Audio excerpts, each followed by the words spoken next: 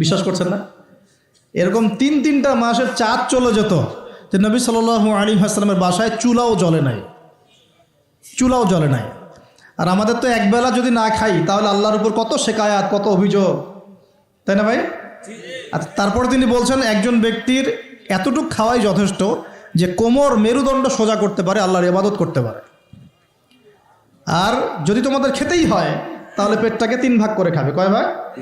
1 ভাগ খাবার রাখবে, 1 ভাগ পানি খাবে, আর 1 ভাগ এই শ্বাস প্রশ্বাস চলাচলের জন্য ফাঁকা রাখবে। কয়জন এর উপর আমল করে দেখাতে পারে? কতজন মানুষ আছে?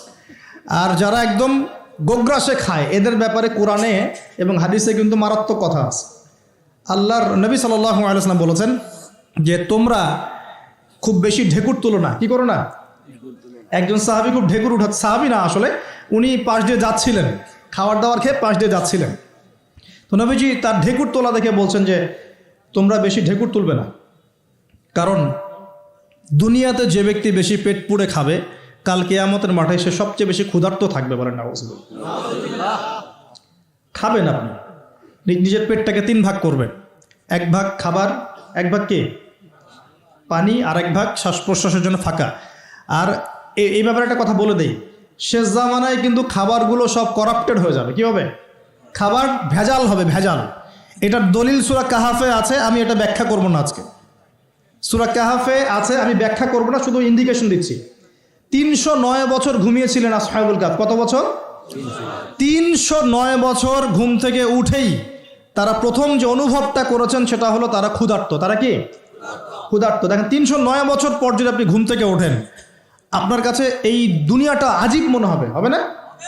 কিন্তু ওনারা ক্ষুধার্ত, পকেটে কিছু মুদ্রা ছিল, যেই মুদ্রাগুলোর মান 309 বছরও কমে যায় নাই। কমে গিয়েছে না। এখন আপনি আপনার মুদ্রা নিয়ে ঘুমান 300 বছর, দেখেন তারপর কি হয়। কি হবে? টাকা থাকবো না যাইবো গা?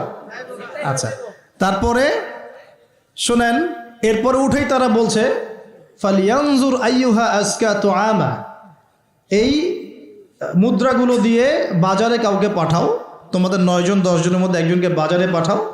ফালিয়ানজুর, সে যেন বাজারে গিয়ে দেখে আইয়ুহা আজকা তুআমা, কোন খাবারটা পবিত্র খাবার, ফ্রেশ খাবার।